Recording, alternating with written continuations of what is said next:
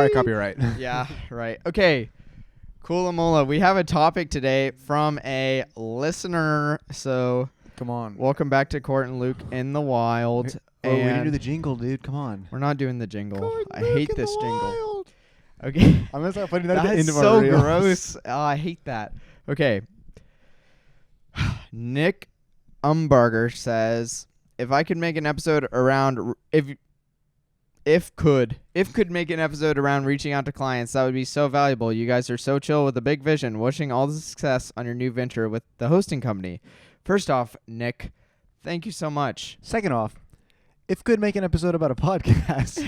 If could. So let's get into that. Reaching out to clients. I mean, bro, it's difficult because you don't know how to play it. You know, do you sell yourself short and be honest? Well, not sell yourself short. I've done that too many times. But do you be honest, or do you think, hey, listen, this is where we are going to be by the time they actually book us? That's true. That's true. But also, I really think it depends on like who your clients are, because there's, especially in videography and photography, there's so many different like fields for you to go into. Yeah. Like, so should we start with? Let's try and structure this a little bit. I think I'll break it down in a couple sections. Let's talk about reaching out to concerts, senior shoots, businesses. Yeah, businesses for. Let's talk about our specific hosting company vision. Okay, but let's get to the end. Right.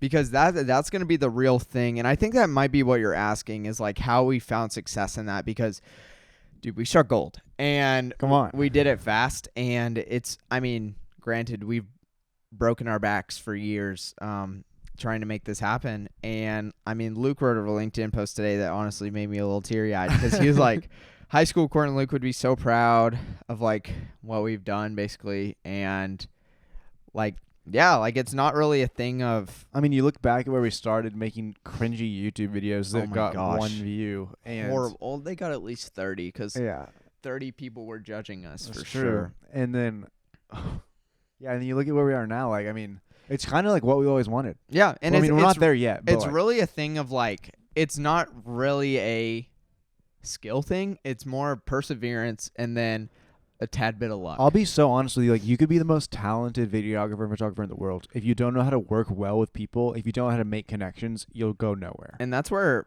we were just talking about AI, and that's kind of thing is like, now that AI is coming into focus, like a lot of people, your personality needs to shine even more than it 100%. used to in the past, because now, like, as a person, you have to make your work stand out with your client experience. And honestly, that's something that I really stink at when things are not difficult. When shoots are simplistic, when it comes down to a senior shoot or a solo portrait, or even like family portraits is a little bit easier to naturally provide a better client experience. But Lauren Wicker, when she was on the podcast, she really brought this up a lot, is like having a valuable and high-end client experience really does elevate you, especially in the wedding industry, because I mean, you don't want to be a pair of Crocs in a room full of high heels. That's like true. when it comes to weddings, you know?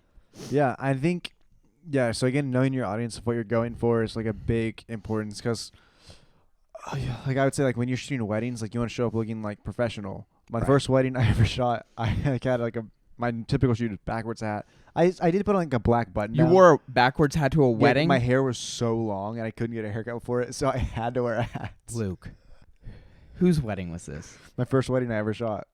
There's a client. You wouldn't know him. Did you know the person? No. Dude, that is like it was mess bold. up of the century. It was bold. And that was also the same wedding that I got yelled at for eating food because I didn't have it in the contract. So that's a life lesson right there, bro. Provisions for you and your second shooter.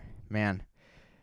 Oh, yikes. Okay, anyways, let's get back to the topic. But I would say like a client experience, like, right, that's what sets you apart. And for those of you like me who are introverts, it can be a really hard thing to do. It's like, pretty daunting. For me, like keeping a conversation going with like when I can keep a conversation going with someone who wants to keep a conversation going. But what's hard for me is when you get those awkward clients who don't want to talk back. Which happens a lot, especially when you're starting out. More than not, your portrait sessions are going to be with quiet and people. like what sucks is like when you're starting, you're going to be working with like awkward. You're not working with models, and so really, you're not working with models. You're not working with people who have backgrounds in PR. You're not like honestly, your could job be is rough. harder than like professionals in the sense of like it's working with models, and obviously like the professionals done the work to get to where they are. So I'm not being like, oh my gosh, professionals suck, but you're having to put in more work in that aspect of like working with people. And so like there's a couple of skills you can have, right?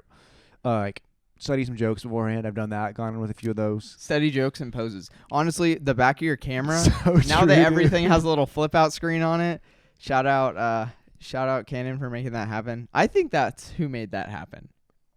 That Not kinda- to low-key. not to brown nose Canon, but like, dude, like, Yeah. you know? So, like, write a little sticky note, put it in the back of your flip out screen, and have some jokes ready. Yeah. But don't try and be funny. Don't do it. You know, that's important. This has nothing to do with professional advice. But I that would say people are also, looking for. but I would say also like another thing you can do, and like obviously this is dependent on like your social circle, but like if you know someone or one of your friends that's really funny, bring them with you and like offer to buy them dinner. Like I can't even tell you the amount of times that I would take people as like a second shooter, not to shoot, just to go and like have fun with me, which ends up making the Vibes. client have more fun as well. Yeah. And now I do that with my fiance, and she's the best. So Yeah, exactly. She's hilarious. Oh, here she is now, trying to call Luke. fortunately, she's going to voicemail. Tough. Dang, she went away fast. She knew what was up. She knew we were filming. We have Luke's laptop set up because we're backing up all our files because we did reach out to some clients and we had some great success. And so let's kind of let's break down like how we would say get support from somebody who maybe hasn't heard of us. So when it comes to But I'm gonna interrupt you really quick because go ahead. again, it would depend on, is it an individual or a company, or like what's our end goal for them? Because the end goal is going to determine how we reach out and the things that we say when we reach out. I think more often than not, we've had success with groups of people when it comes down to people who have management and people who have like front end, you know, or back end. So let's talk about that. Let's talk about like groups of people. How do you sell yourself to a group of people, or sell your services to a group of people? So we're going business side? I think, that can even wrap in concerts. Well, I think, okay, so I'll go into the concert field because that's my specialty. So literally when I started shooting concerts, right, I was the cold email master. Oh my gosh. And by that, like I mean 100 DMs a night. literally. Yeah. I was sending DMs galore, emails galore, and literally what I found is probably you get about 1 in 10 response, and usually a 1 in 10 yes rate when you're starting. That's extremely high. Yeah. That's a 10% is insane. A couple of things that I had in my favor, though. One, I was young. I was like 19. Yeah. People naturally want to help young people. So if you're young and you're starting, like that's perfect for you because people want to help people become successful. It's harder for you to get in this industry if you're coming in at age 30 or 40. Like, it's not that you can't do it, but people are less likely to give you a free handout. And the more you look as like, the more your profile kind of stands out as bright-eyed, bushy-tailed, positive person, I feel like the more you can engage with people, like your message needs to be like when you're contacting these people, it needs to be positive. They need to be excited to work with you. And so don't see yourself like, you can't take yourself too seriously. Yeah. Like you're cold calling these people. Yeah. Like you need to put yourself in a place of humility of like, hey, like I know that at the end of this I'm providing you a service, but right now you need to take a chance on me, and you have to humble yourself in a way to see that that's how it's actually happening. And so, like, a couple of things that I had going for me. That's tough. What? Just ignore it. We'll fix it later. How are we going to back up? We'll do it later. A couple of things that I had going for me, right? One, I was young. Two, I was a student. And so I was attending Dallas Baptist University. And in my emails, I would include, hey, I'm a student studying this at Dallas Baptist University. Now, is that really going to help me in, like, the shoot that I was doing? Probably not. Not but, like, necessarily. letting them know that you're a student makes them be like, oh, like, I want to help this guy out because they're trying to learn. Yeah, and that also brings up another point is including either how you heard of the person's company, how or who you're connected to. So, like, a lot of people say, like, oh, hey, this is so-and-so calling from Baylor University. Or, like, I'm a student at Baylor University. Like, everyone knows what Baylor University is. When I was reaching out, we're currently looking for a coffee sponsor to We have a meeting tomorrow, support the podcast. Yeah, we have a meeting with one of our first clients tomorrow from the day we're recording this. And so I said in the email, I was like, hey, this is where I got the recommendation from your coffee shop. Because when you go on someone's website, when you go and fill out an email form or anything, what do they say? They say, where did you hear about us? A friend, a colleague, Google. So I literally just started off the email. I was like, hey, I'm Cort Letcher. This is our company. This is our website. And here's where I heard from you, and I'd love to get you involved. And yeah, just had some good grammar, kept it really short and sweet, and I got a 30% response rate, which is unheard of. Dude, that also reminds me on our website that we just created, CortLuke.com, we need to add our brands we work with section. Yes, and having another thing that can help a lot is having like a non-Gmail email. That's a big one. It does help. It's also not that. How much are we paying for our email? So we for the email, I don't know how much, but I don't want to give free promo, but their service is just so good. Yeah. Hostinger, if you know anything about WordPress, which is a coding website kind of deal, it's great. And Hostinger is just a way to, I will say, have an easier way to do it's that. a great tools. You still gotta know how to use them. Yeah. We saw someone else's website today who used Hostinger. Horrible. It was undescribable that we made it on the same platform. Right. It's an Adobe Illustrator level tool. It's no Canva. Like, it's no plug and play, easy peasy thing. You have to have a little bit of knowledge.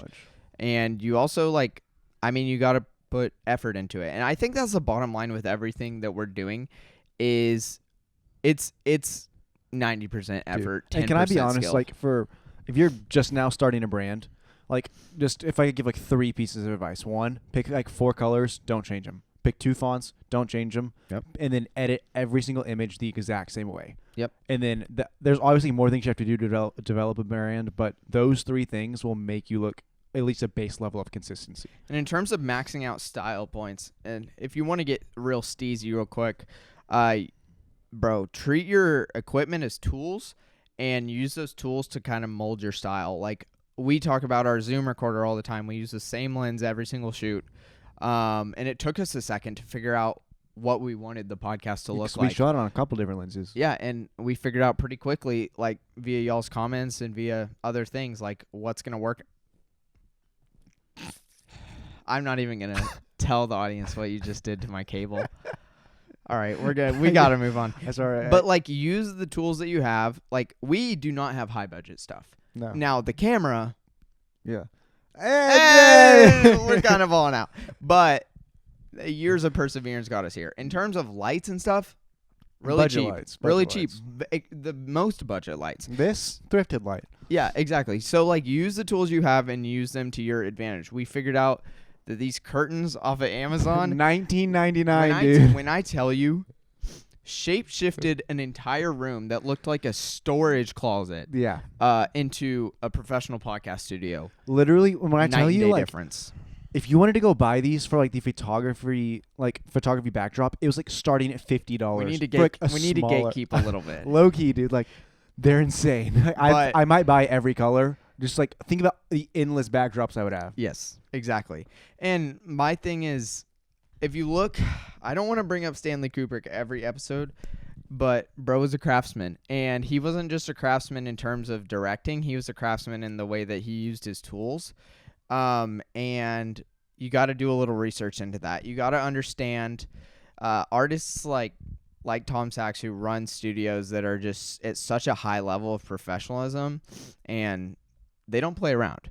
And at some point, you're going to have to figure out, okay, when it comes to organization, when it comes to how you run your business, there's a point where you got to flip the switch and you got to be okay, I'm going to stop being lazy. I'm going to stop playing around, and I'm going to put my head down and do this. And I would say, there's a couple places where, you can use budget gear, and there's a couple places where you need good gear. And so, lenses, you cannot cheap out. For the love of God. Goodness gracious, if you can spend your money anywhere, spend it on lenses. Yes.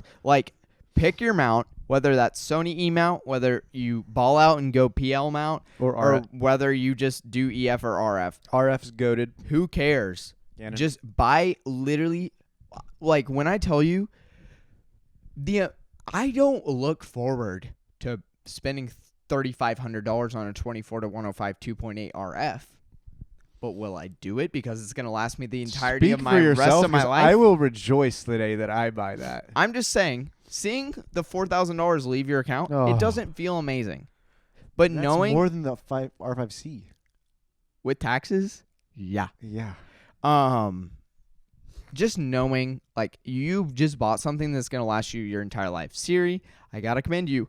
I made a mistake, left my case open, picked it up the other day. All my lenses rolled out onto the floor. Oh, my God. When I tell you, this is the first time this has happened to me ever. I've never dropped a lens in my entire life. Not a single scratch on them at all. So, like, there are ways, like, Siri are extremely budget lenses. There are ways to do things properly. Now, granted, these are anamorphic lenses, so we kind of picked our poison there. Valid. There was no autofocus to break. Well, I don't know. I don't know. They just released or at least on Kickstarter, they just released full frame 1.8 lenses. I don't know if I can recommend those because I haven't tested them myself. So I don't know if they're like Siri, send us the lenses. We'll test them out. Send us the lenses. We'll never send them back, but you can have a review for free, and we'll have at it. Okay, so I watched a movie last night. Okay, I'm ready. I've seen it a couple times. Kung Fu Panda 3? No. That's a good one. It was one. one of the greatest movies of all time. Schindler's List? Dark Knight. Oh, so good. Dude. How long has it been since you've seen it? A couple years.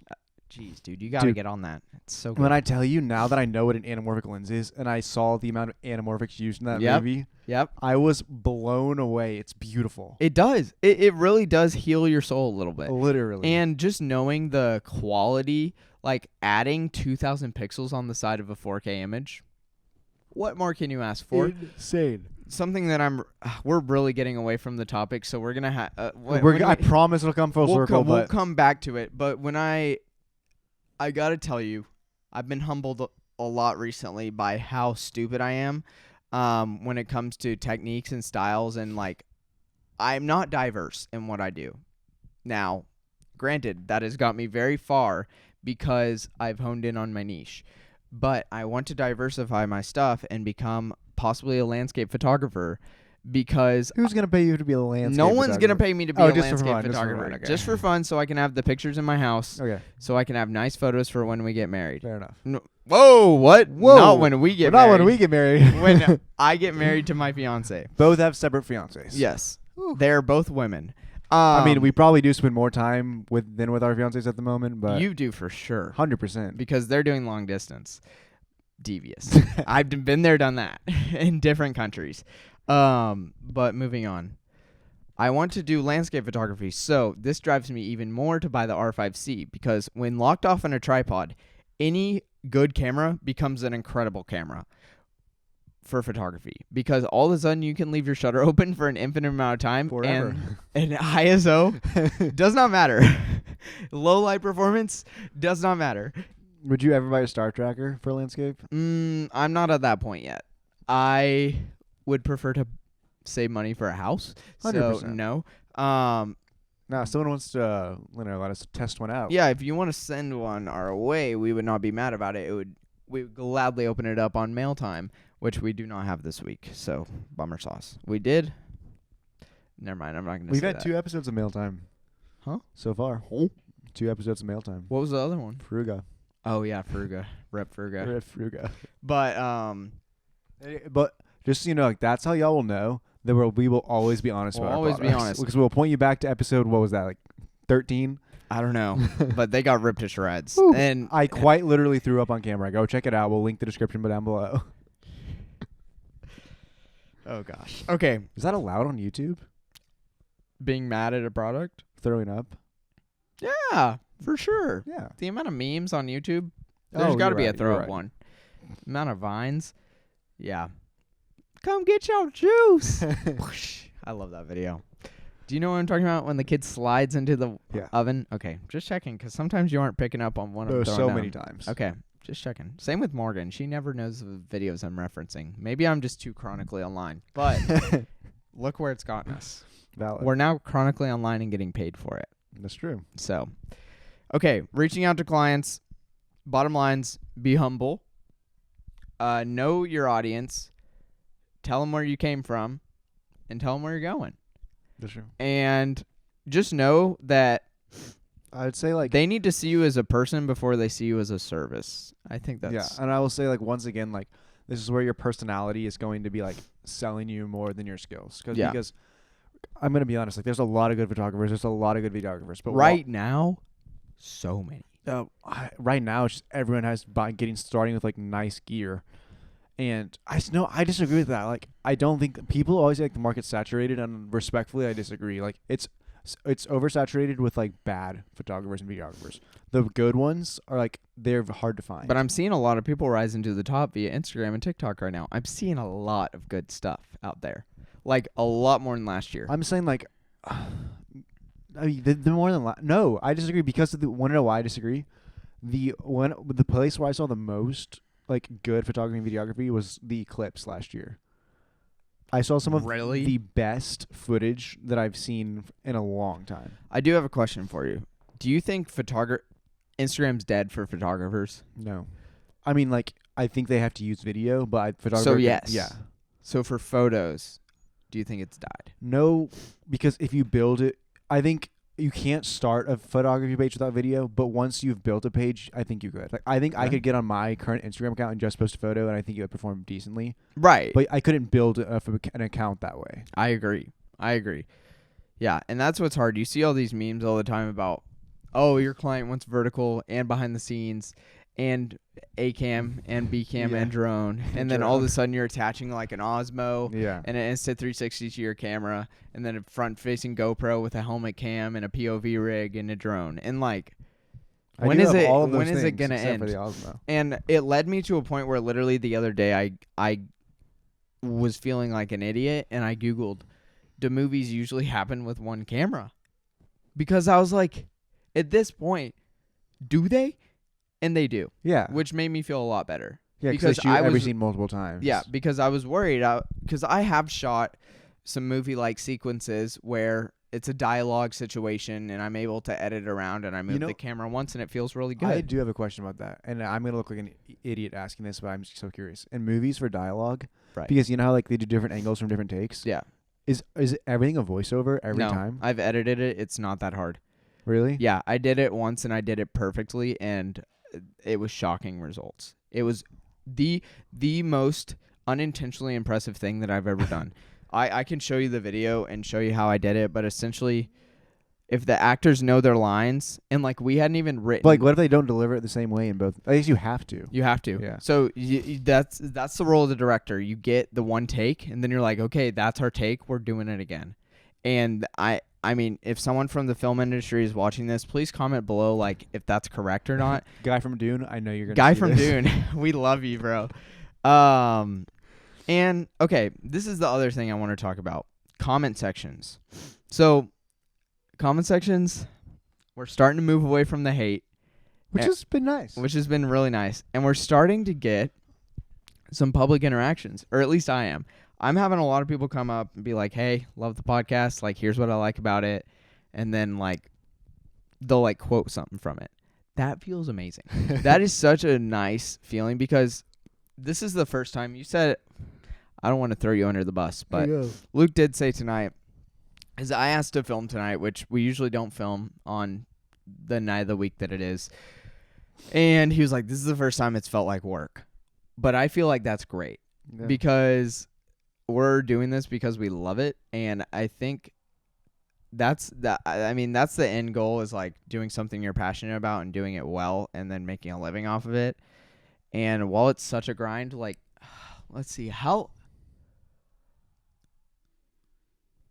I'm just like trying to think through like how realistic it is for us to tell our viewers like, oh, we're making a living off of blah blah blah blah blah, you know? What do you mean? Well, I just don't want to set false expectations of like networking and like freelancing and how long it should take. I would say like we're still working to get there. Right. Like I'm not gonna lie though, like my goal for us is by December to be able to run this. Yeah, I think our hosting company is.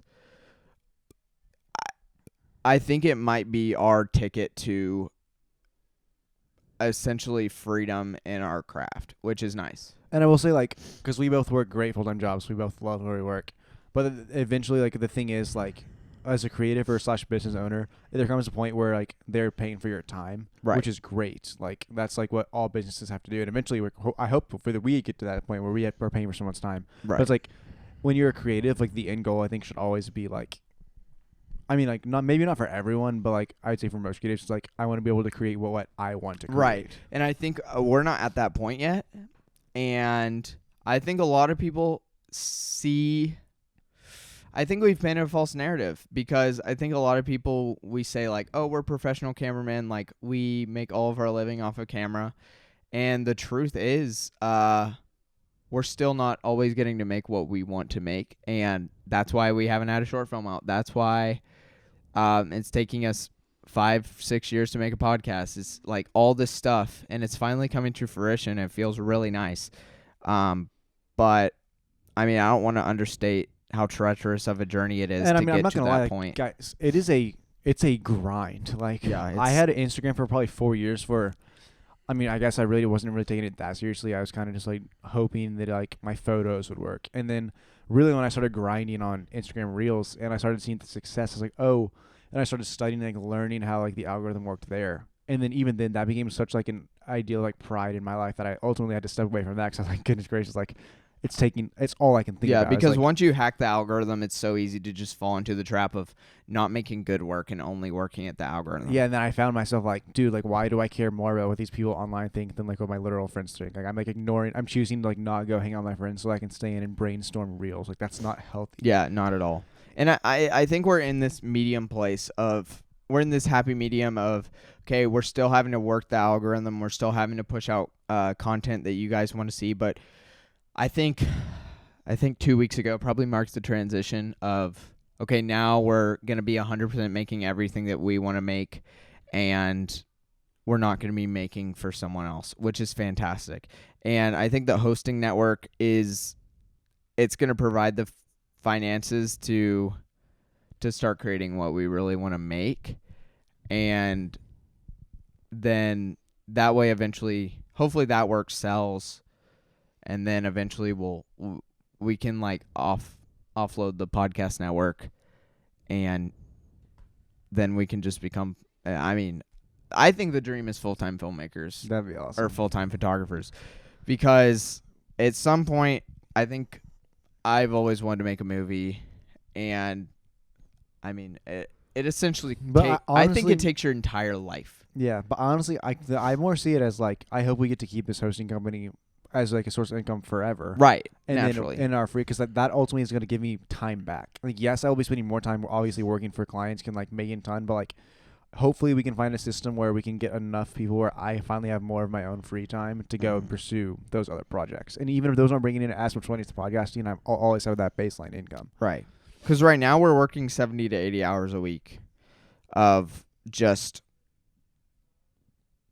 grinding. Like straight.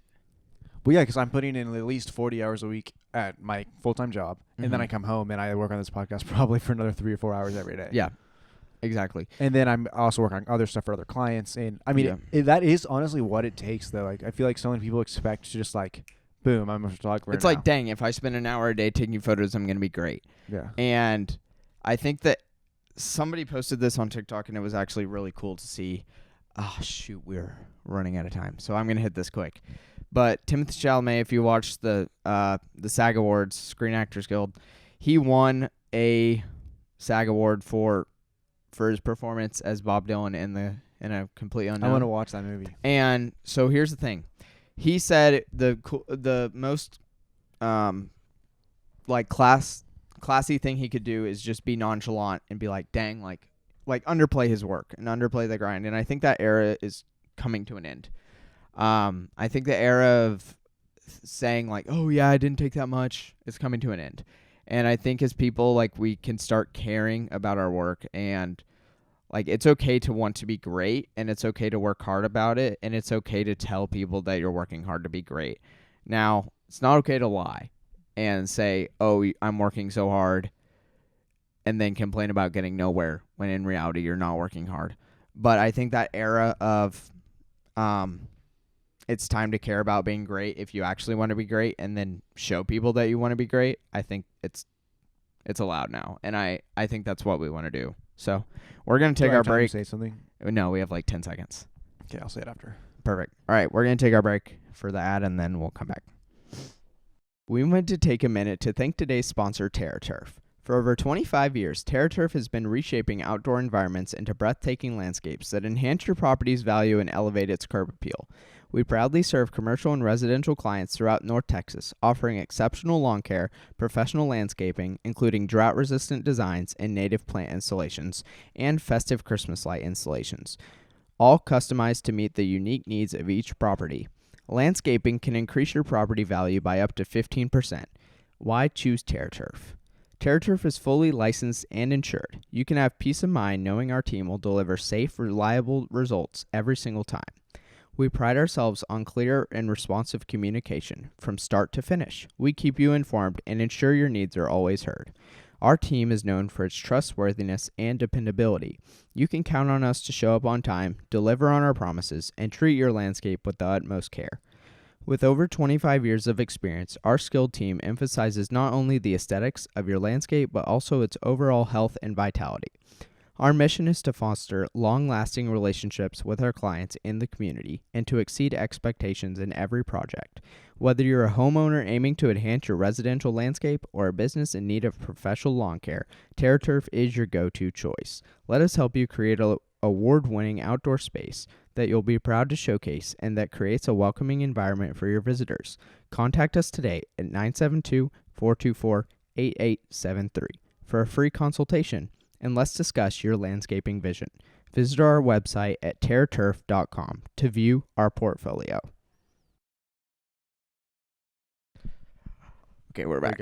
I was gonna say, to continue that point I was making, like, I feel like so often in this social media age, we are so quick to dismiss success on social media because anyone can go viral, and anyone can. It's true. But so many times you don't see the hard work that went in before that. Right. I had posted 150 days straight before even one of mine went semi-viral. Yeah. And by day 299, I was consistently hitting that, and that really is just what it takes, posting consistent every day and take away social media, dude. That's anything in life. You want to start a business. Okay, put hours into a day. Even working out, dude.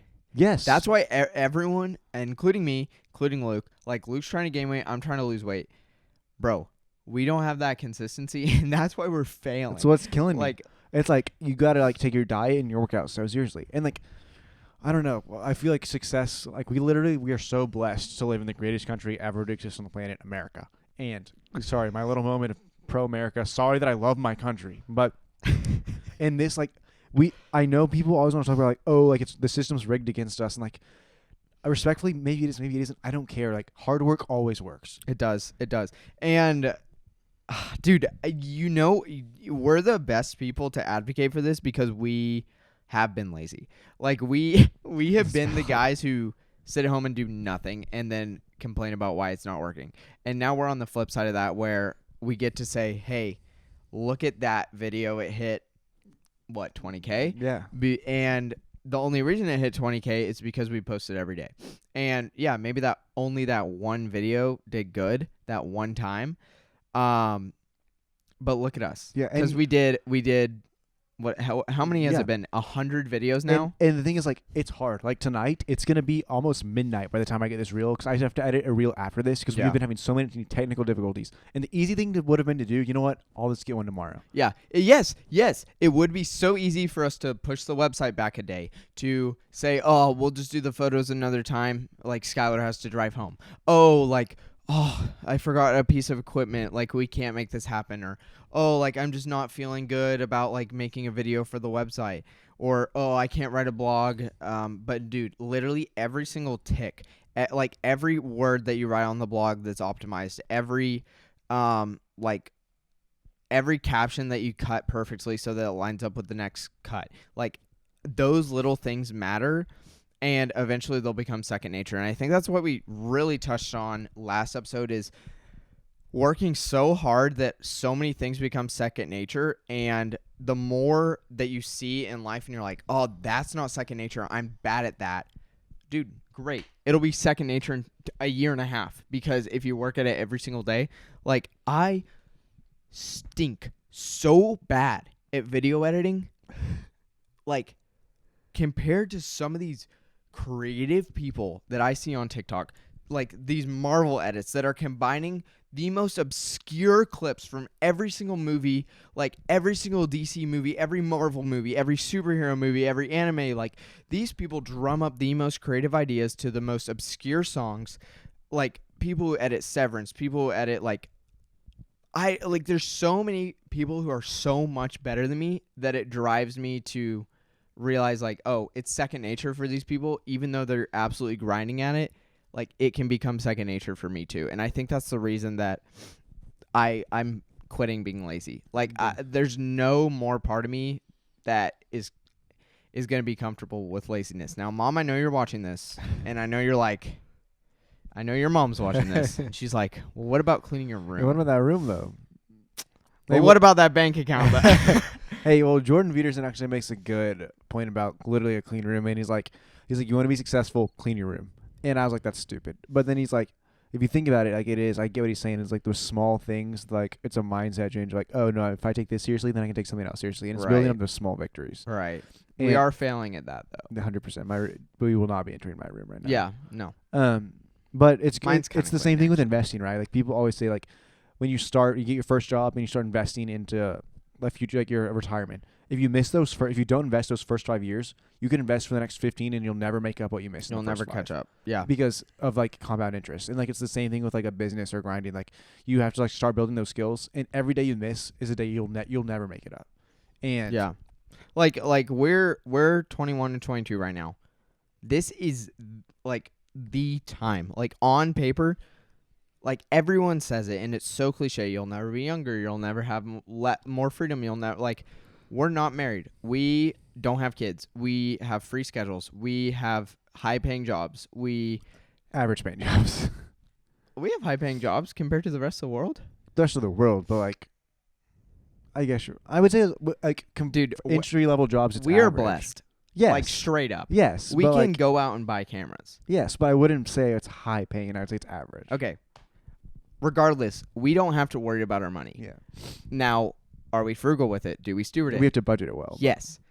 But like we are at the peak time right now to work our butts off, and I think it's finally time that we're taking it seriously.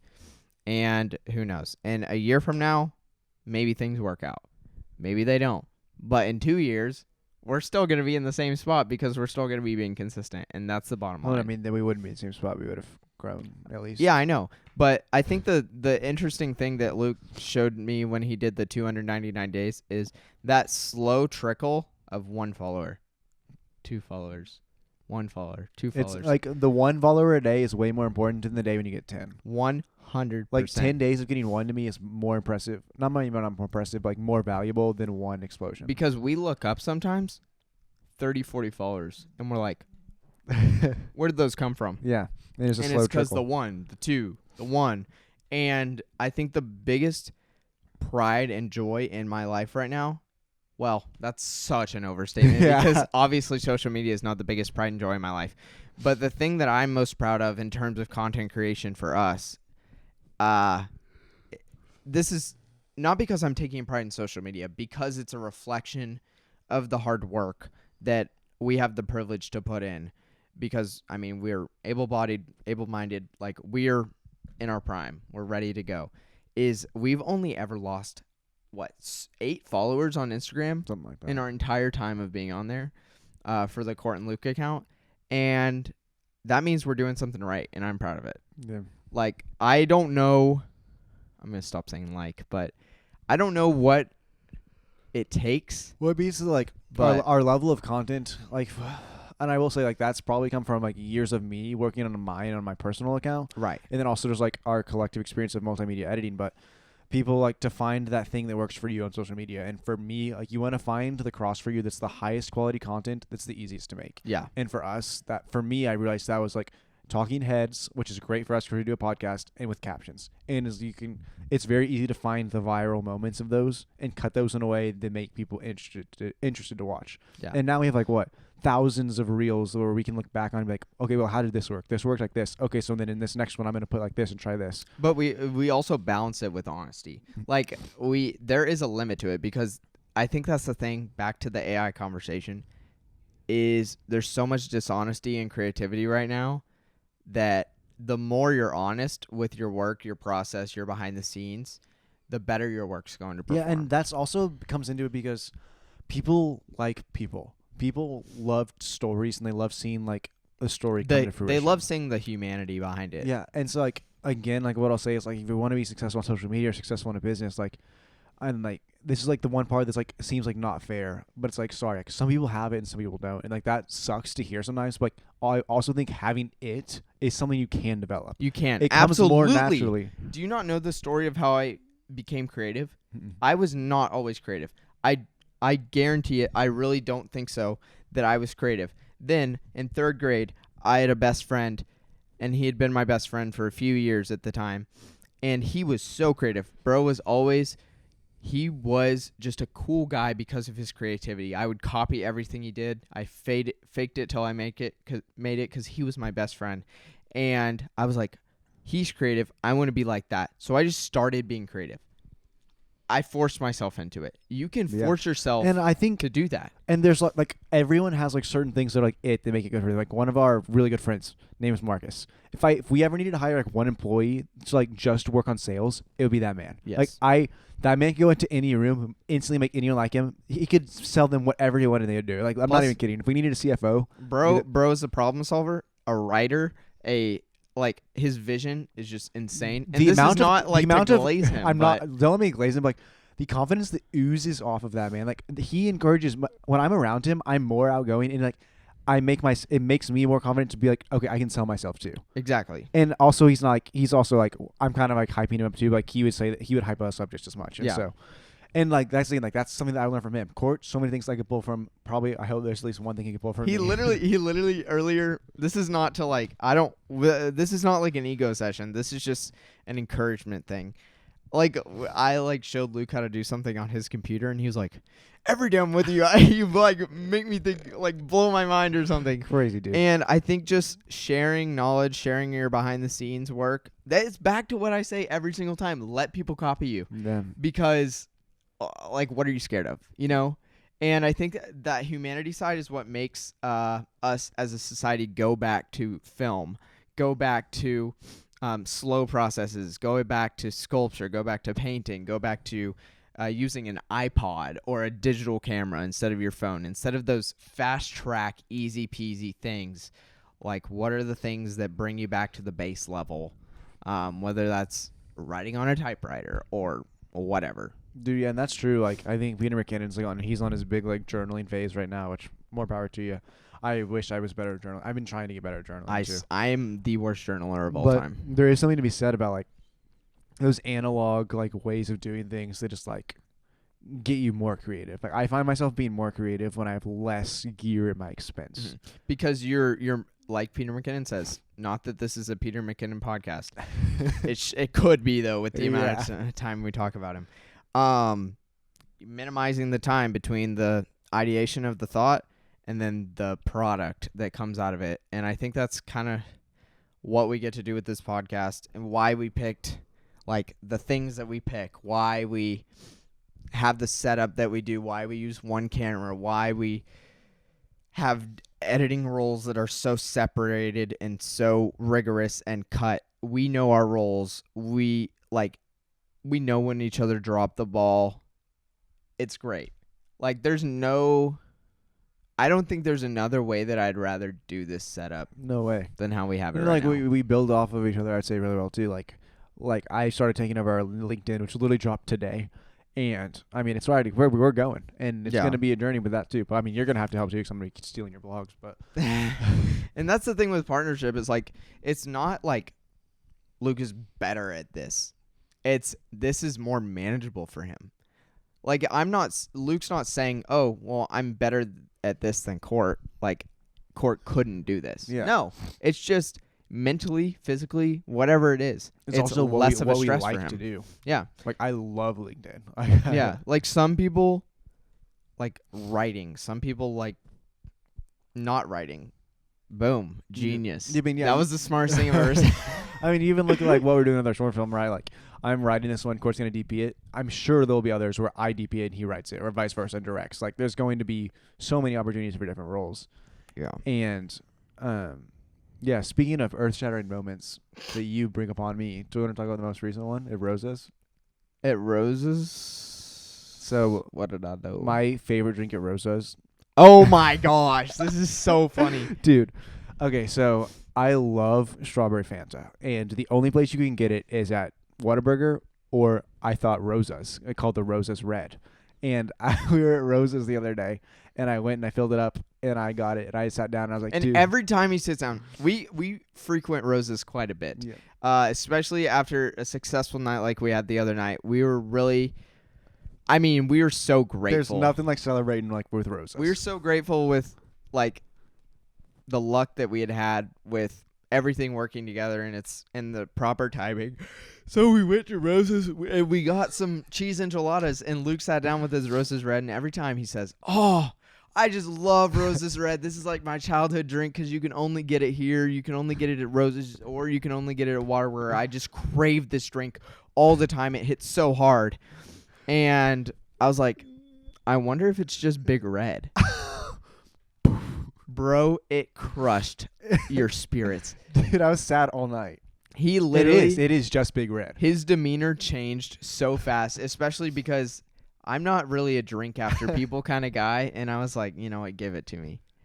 I took a sip. I drink a lot of strawberry Fanta in Mexico. Clear as day. Nothing's ever tasted more like Big Red in my life. And you were grief-stricken. I've never been so sad. Like, literally, 'cause I don't like Big Red, but I love Rosa's Yes, Red. he was like, no, I don't like Big Red. I don't. It's like those videos of moms who put spinach into their like children's like, I don't know. They like put it in or like they like bake cauliflower into the pasta or something. It was an identity crisis. Yeah, bro, literally melted in front of me. I've never seen someone more distraught. It was devastating. I don't think I can ever get it again now. Like, you ruined that for Also, me. you got to respect the fact that I recognized that was 8 tortillas instead of 6. That's a skill. That was crazy. You know what I did with them? After we unpacked my car and I left them on the roof all night. They're hard as rocks. Just frisbee them to Yeah. my house. Oh, my goodness. Man, okay, I think we should All right. kind of close. To wrap back up to the original Yeah, we need to topic. wrap back up to this topic. Dude, and I hope you're still watching this. Because I'm sorry, we've been all over the place. But client work. Okay, reaching out to So clients. was his client question how to get clients or how to reach out? How to reach Okay, out. so I would say there's a couple options, right? Obviously, they have phone calls, in-person meetings, emails. People will say, like, don't do one or the other. Honestly, dude, it's finding what works for you. Like, Mhm. and it's also knowing your audience. Like, for me, I know most of the time, if I can get an in-person audience with you, I can probably sell you. And, Right. like, emails is harder to sell someone over the phone, but you can sell an interview over email way easier. So if you can get someone on an email or on the phone, be like, hey, let me meet you in person. And then when you go to meet them in person, what's going to set you, like, above and beyond that's going to make them be like, wow, this is someone that I want to work with. Even if they're not, like, immediately, like, I want them to shoot this for me. What's something that you can provide for them in that interview that makes them like, I know this person is going to take what they do seriously, and I want to work with them in the future. Right. I think the big thing for us is we're figuring out how to market this hosting thing. And I said to Luke today, I don't want to give away everything, but at the same time, like, I don't really care. Well, again, like what we say is like, honestly, I don't care because I believe that we're going to do us the best. And even if someone wanted to copy us, okay, we we're gonna do it have better. we have looked into our competitors, and it's a slim market For right now. for what we are doing in our specific niche with like a full scale thing that we're doing. And we have specific things to set us apart. Mhm. And what those are, I'm not going to say because those are the cream of our business. But Yeah, that is kind of the special ingredient. But I think, I don't know, I can't give that much away because like that's like this is our baby still. This is not like something that we. if we make $5 million, I'll drop a course. We'll do an e-course how to do it. We'll do a master class. Yeah. Yeah. If we hit what Luke thought we were gonna hit the other night, so me and Luke see things very differently. That's what makes us such a good team, though. Luke doesn't really think things take as long as they take, and I always err on the side of. Let me rephrase this. I'm a dreamer, and I'm really good at seeing big picture. Like, this is what I want this to be in the future. And Cort's really good at being like, okay, well, these are the steps that we're going to take to make sure that these things like happen. exact steps, and I can't see beyond the steps. And that I'm not going to lie, that's what's made us such a great team, I think, because like I can like even remember when I'm the researcher, Luke's the buyer. I'm the step by step. Luke is the big picture. I'm the critical person. Luke is the okay. Well, is this really as bad as it is? Yeah. So we have like a template. Not really template. I have a prediction of where we'll be by summer. Cort doesn't think I think we're hit gonna be at half of that. We'll let you know who's right. Yeah, and I'm really hoping Luke's right because that would be life changing. It'd be crazy. But I really do think though, especially like as I've really I'm gonna like low-key bash on college really quick. I'm like sorry for university. Yeah, a rip to my dad watching this. I went to university and I learned, not really. I mean, I did learn some, but I learned not really. I were to say like what has taught me the most, it would 100% be YouTube. And then I took one Google certification course on like e-commerce and digital marketing, and then I'm in the middle of taking another one over, I don't remember, but it's crazy. I'm taking a course I don't remember. It's like over like data and stuff, and because I wanted to get better analytics and like studying like what is analytics are hard, especially like I really did think YouTube analytics were easier than they are. They're not, because they don't give you a lot of information. Google, but like Meta Analytics, Google Analytics, YouTube Analytics. Like I was like, what can we do? I'm taking a class right now. Like, what can I do with all this information? And so I just got our website set up with Google Analytics,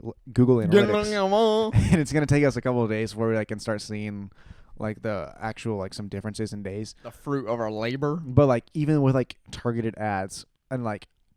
I really think we can do. We're such a niche market. I think we can take it over. Right now, our website probably, if you Googled Cort and Luke, I don't even think it would even be on the front page. But with some good SEO strategies, it will be hopefully in a month or two. Yeah, yeah, and it's hard because it really does ride this line of like. For me, it rides like an ethical line of okay.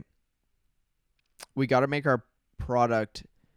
We got to put just as much work into our product and client experience as we are into our back end, which Luke is managing a lot of the back end stuff, and then I'm kind of managing the front facing.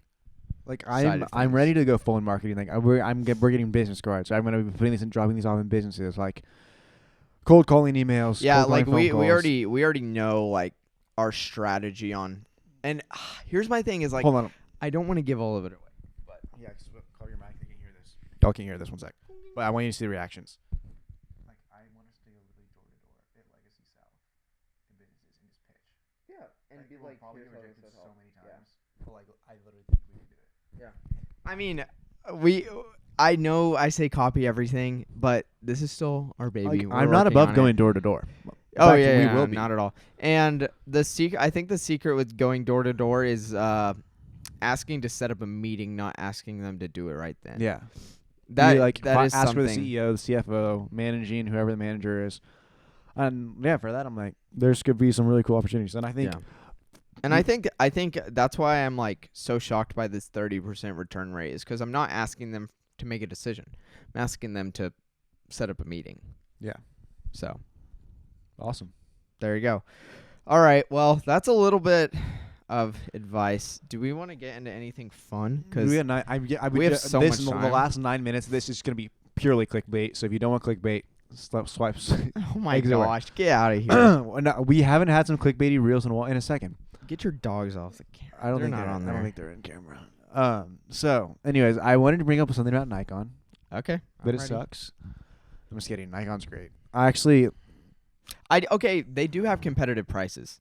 I will say. I went on B&H today, looked at full frame cameras because I'm constantly looking like, okay, if I were to abandon video for some reason, if I were to lose function in my brain. Yeah.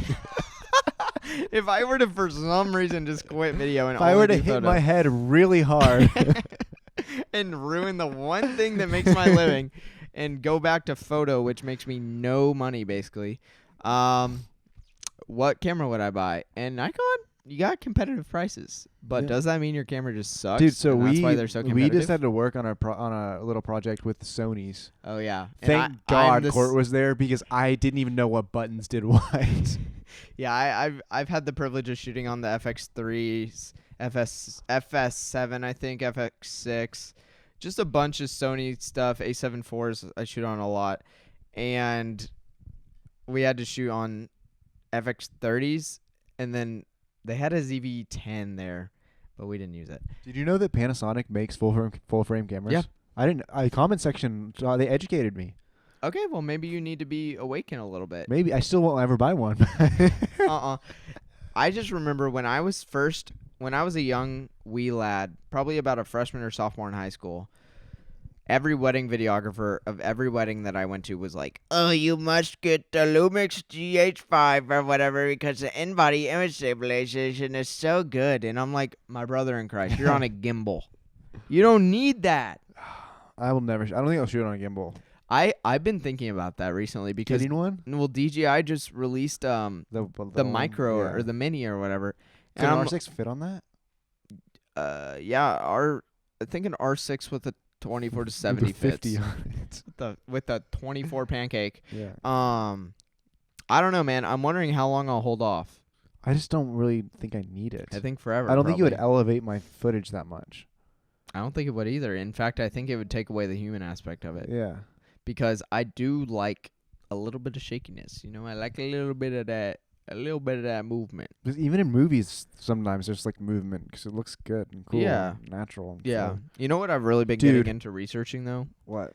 Like 16 millimeter ARRI cameras. I have a 16 Ari. millimeter RF lens. You're so cool. Okay, you know what? Speaking of clickbait, the amount of people that Google Canon 16 millimeter RF, that is our number one search Seriously? inquiry. Yeah. No way. Yeah. So Wait, what do you Canon mean? 16 millimeter RF, Canon 16. Like, I like go through our analytics like every other day probably, and literally all of them are Canon 16 millimeter RF, and then some of them are like how they're finding the channel on YouTube? yeah, They find or out real, TikTok or the short? something. Yeah. Yeah. So I didn't even know we made a short over that. yeah, you did. What did I even say? What did I do? I don't know. You were like, "This is a goated lens." I mean, We it won't is even great. use that footage, I don't think, Yeah. from the thing the other day. But What? I don't think we're gonna use that wide shot in the edit. Please don't. We do when one of them went out. Yeah. I don't know. I just hated that shot. I like This it. is where me and Luke differ. Is like Some creative there's like differences. we have some because I'm like, okay, if we're gonna go all professional, we need to go all professional. If we're gonna go all creative, we need to get crazy with it and go all There's creative. a balance. It's a And, tightrope. Luke thinks that there's a happy medium, and I just Literally hate. three professional shots, one fun shot. I'm just It's so 25%. Come on. yo mama is. I don't know. Sorry. Last time you made a your mom joke, it didn't end well. I know. Oh, we had to cut it out of the podcast. It was bad. All right. Anyways. I had such a good point. Oh, this was. Oh, do you want to take back what you said about this thing? Sucks. It's not This powerful is, enough. This is like the 50C small rig 50C. If light. you own no other lights, if you're in a completely blacked out room, get it. goated. If you want to use any lights on yourself, Including what do we have? We have 100 150. and 50s. These aren't even powerful lights. No. And This is a 10 watt. Watch. You can't even see it. We'll point it directly at the camera. Backdrop. Nothing. Nothing. Point it into the lens. Nothing. Nothing. Am I getting any like our lens? Not even an anamorphic flare. Not even a flare is crazy. Not even a lick of a flare. Oh wait, it's not blue though. Yo, mama. No flares. It's already 9:45. That's So no, I'm just kidding. It is. I mean, it was like $50. So do what you will dude, with that. but it is all metal. In Yeah. terms of build quality, It was great quality. shout out to Small Rig, shout out to Ulanzi. We want sponsorships. Ulanzi, I watch every single reel you make, and I love them. They're mad interesting, dude. even though they give off the Chinese warehouse screen protector vibes. But I shot a concert the other day at the Majestic Theater I can't in believe you Dallas. skipped Faye Webster. That makes I me didn't. It want was, to it was stab so you. long. Anyways, but I shot a Just concert saying. the other day for Gypsy Kings. It's a mariachi band. I think one of the most famous ever. I've never heard of them, but I promise you have. And I won't get copyrighted. I'm just going to play like 5 seconds of the please song. don't. Please I don't. have to. Why can't you just let me look it up individually? So I shot for these guys. Hold on. Okay, don't play it. I'm just going to wait. I mean, I get 3 seconds on YouTube, right? I don't. I You're just ready? No, don't play it into the mic. Play it for me. Oh, yeah, There it is, there it I is. get it. Yeah, it was insane. I'm not even kidding. Probably, I took Skylar with me. One of the top 5 concerts I've been to, and I've been to a lot of concerts. Yeah. It was mind. Did you see anything on Skylar's story? Yeah, I did. It was insane. And It looked so hype. It it- made me. the Majestic Theater is like a historic venue in Dallas. Like it's beautiful, like gold-plated stairwells. We got a minute. It was literally Skylar and I had like a full Phantom of the Opera moment because I've shot one other show there, and I can go up in the catwalk balcony. Right. There's like a full like chair, like that used to be down, like leather chair. It's made for you. They've just sat up there, so I can literally sit up there by myself, With pretend the to take photos. 300 I had a millimeter 300 lens. millimeter lens. I was just sniping the stage, but honestly, I didn't really snipe that much. And then I just sat there and watched the whole show from like the catwalk. Legendary. Unbelievable. I literally felt like I was the Phantom of the Opera. Okay, we can't sing that either. We need education on what the line on DMCA is. Are we allowed to sing? Because we wanted to start this episode off with "In the Jungle, the Mighty Jungle, the Lion Sleeps We had a Tonight." great rendition. Check Spotify. Yeah, we'll drop it. We'll check out our distro kid. All right. Anyways, well, that's gonna wrap up this episode. Sorry that we didn't answer your question at all. Kind of. We kind of did. We beat it around the bush a little bit. Drop another comment and we'll answer it in the comments. Yeah. Hey, I appreciate everyone who comments. I read all your comments, even the mean ones. Especially the mean ones. Especially the mean ones. And we have a new email, so if you can find it, reach out to us. And if you're a coffee shop watching this and you want to sponsor us, or a roastery, we'd be happy to have you on the podcast because we know how much I yawn, and we need to fix that. And it's not by sleeping, it's by coffee. So we'll see you next week. On Cort, Luke, and the Wild. Get out.